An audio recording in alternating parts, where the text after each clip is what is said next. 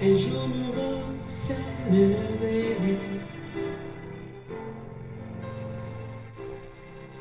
Une vie nouvelle a commencé. Depuis que je t'ai connu, mon Dieu.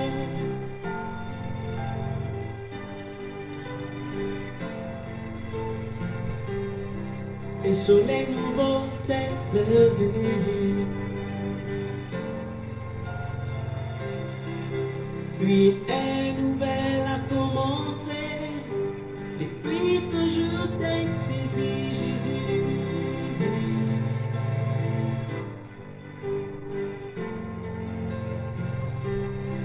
Et ton esprit est sur moi.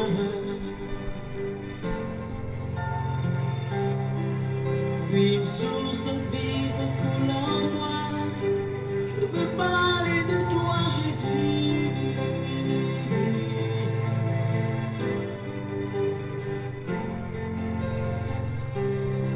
Et ton esprit est sur moi.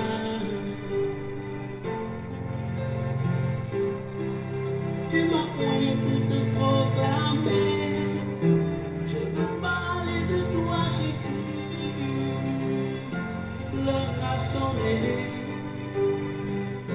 Je tiens d'abord. Je tiens ta main. Amène-moi où tu veux, mon Dieu.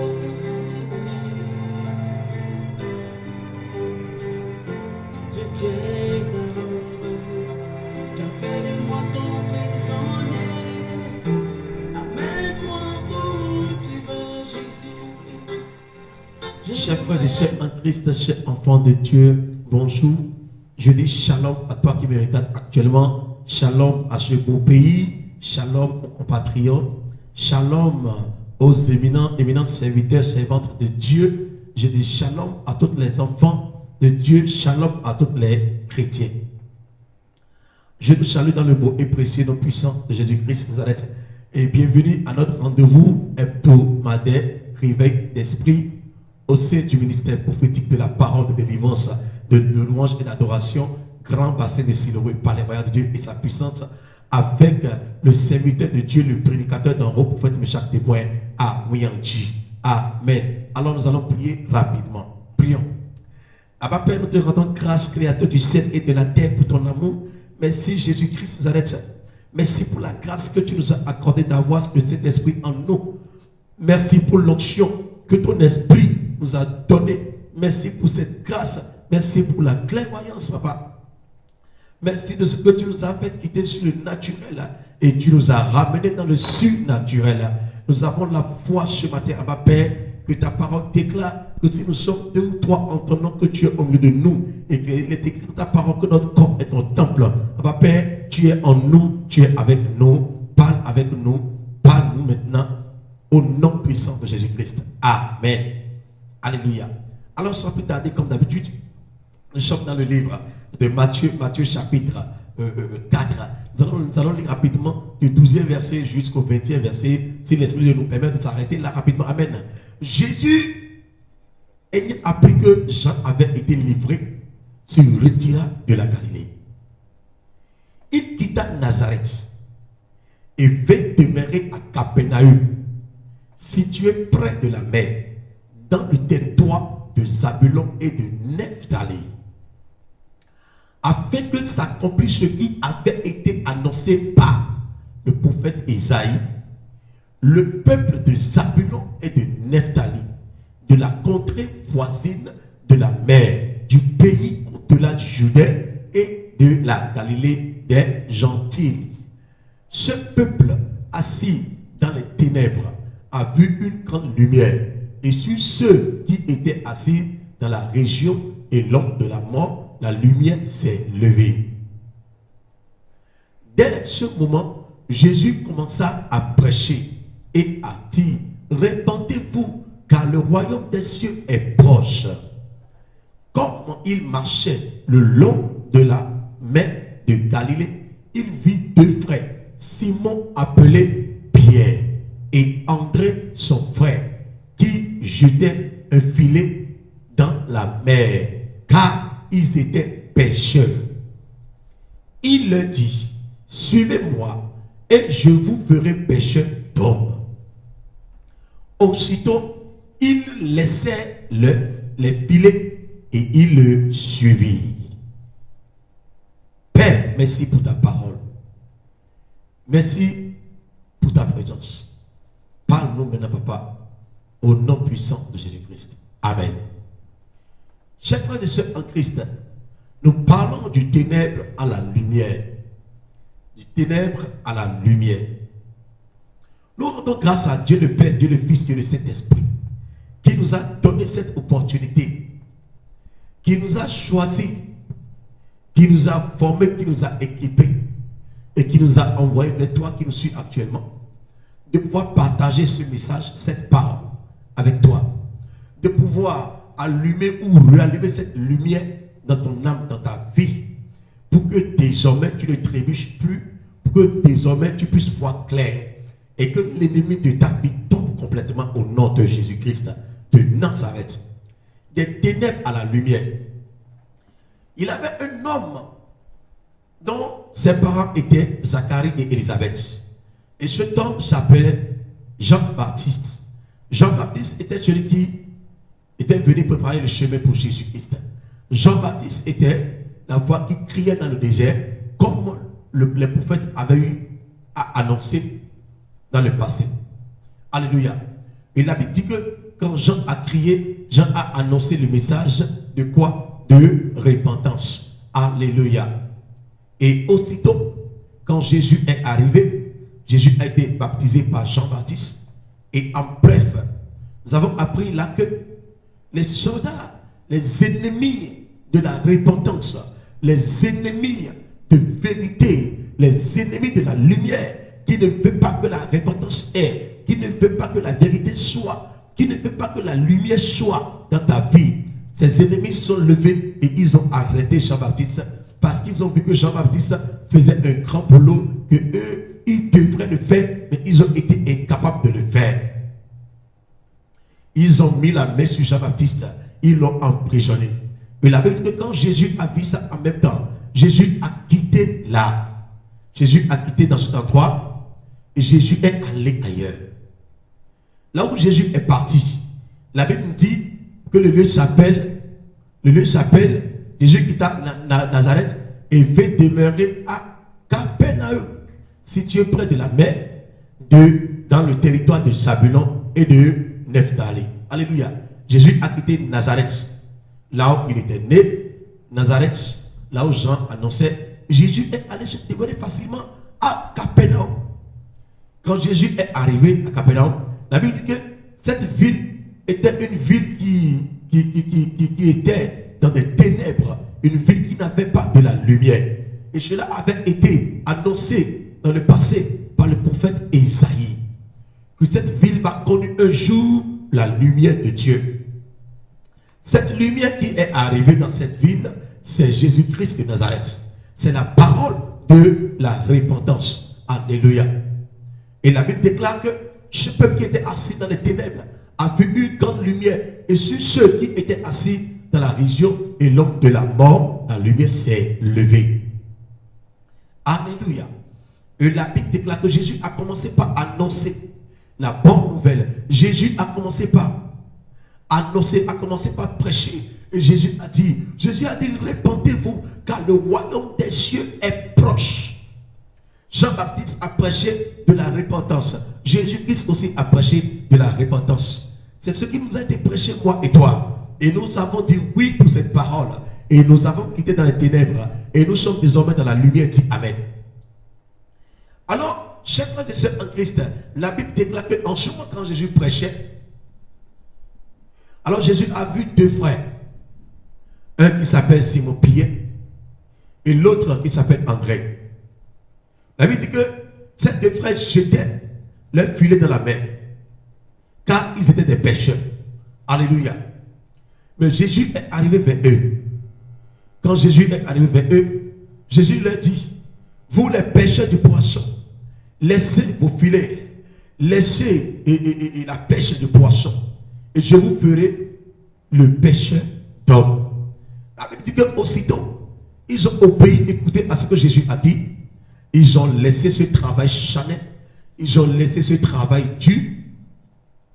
Ils ont laissé ce travail dur, ce travail forcé qu'ils faisaient avec leur force. Et la Bible dit aussitôt, ils laissaient les filets et le suivirent. Alléluia. Jésus les a fait quitter du monde des ténèbres. Jésus les a fait quitter du monde de la souffrance. Jésus les a fait quitter du monde de l'aveuglement. Jésus les a fait quitter du monde des raisonnements. Et Jésus les a ramenés dans le monde de la lumière. Frères et sœurs en Christ, cette lumière qui nous a été donnée, mais comment tu as fait et ta lumière a été éteinte? Il n'y a pas de l'huile dans ta lumière, comme c'est dit vierge. Il n'y a pas de l'huile dans ta lumière. Alors aujourd'hui, il y a beaucoup des appelés de Dieu qui ont été arrêtés par le diable et ses démons. Par quoi? Par l'esprit de découragement. Par quoi? Par la chair. Par quoi? En portant les charges de l'église sur soi seul. Écoute-moi très bien.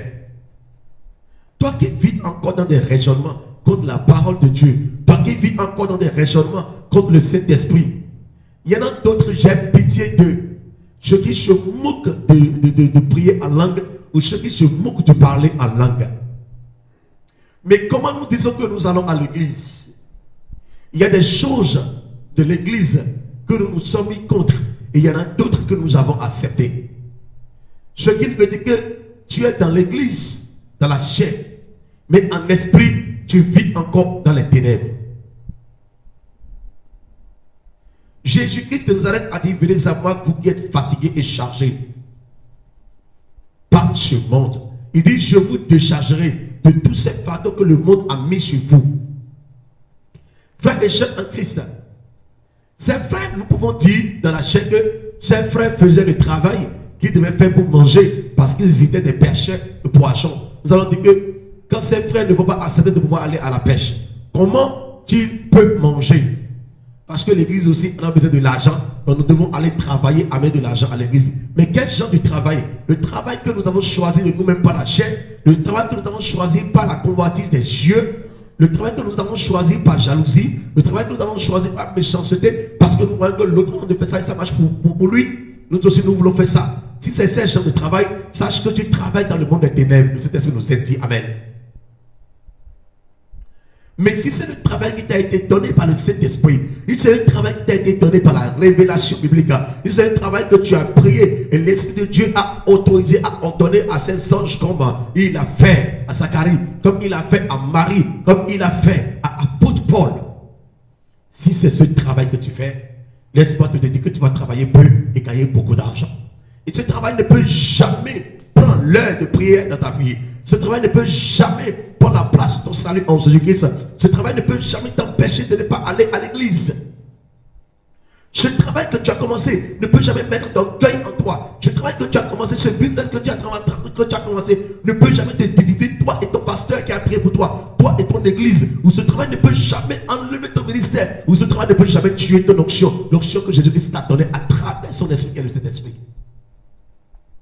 Il y a d'autres travails qui nous ont envoyés directement dans le monde des ténèbres. Il y a d'autres travails qui nous ont fait quitter en esprit. Il y a d'autres travails qui nous ont fait chuter du royaume de Dieu. Parce que nous voulons rapidement devenir ce que nous voyons. Les autres sont en train de venir devenir charnellement.